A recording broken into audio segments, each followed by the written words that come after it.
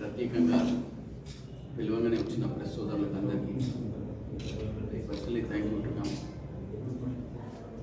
ఇది బెల్లంపల్ల చరిత్రలో జాబ్ మేళా అనే అవకాశం సింగరేణి సిఎండి గారు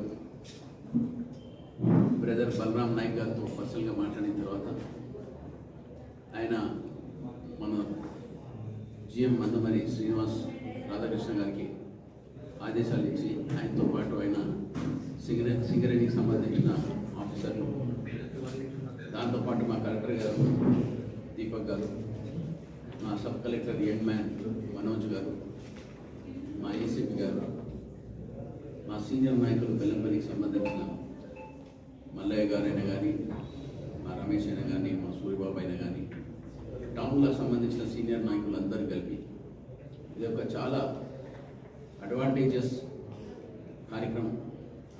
నేను ప్రత్యేకంగా బెల్లంపల్లికి యావత్ ఉన్న కాన్స్టిట్యున్సీలో అందరు యువకులకు అపీల్ చేస్తున్నాను. ఇటువంటి అవకాశం చాలా తక్కువ మంది దొరుకుతుంది. దాంతోపాటు మా శోభన్ గారు ఇప్పటిదాకా దగ్గర 15 ఏళ్ళు చేసిన ఈ కార్యక్రమంలో ఆయన సక్సెస్ అయితే నేను పూర్తిగా ఆశ ఉన్నది. ఆల్రెడీ అనౌన్స్ చేసినాం 5,000 చిల్లర మంది ఆన్లైన్ రిజిస్టర్ అయి ఉన్నదని.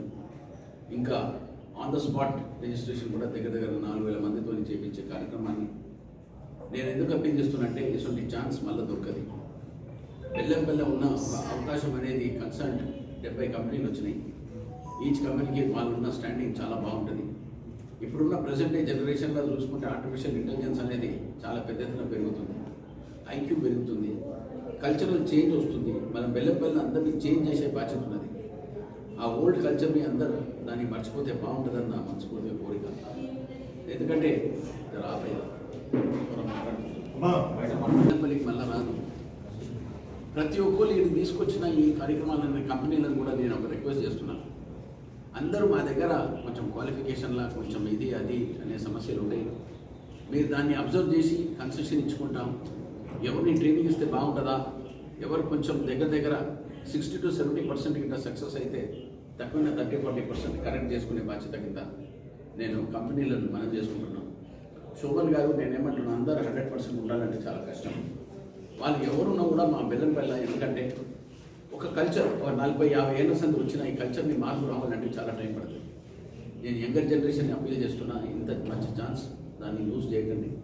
రేపు నేనే స్వయంగా అందరితో పాటు మీ అందరితో కూర్చొని మీ అందరితో పాల్పంచుకొని ప్రత్యేకంగా ఈ కార్యక్రమాన్ని పెట్టినందుకు మా పెద్దలు ముఖ్యమంత్రి గారు రేవంత్ రెడ్డి గారు,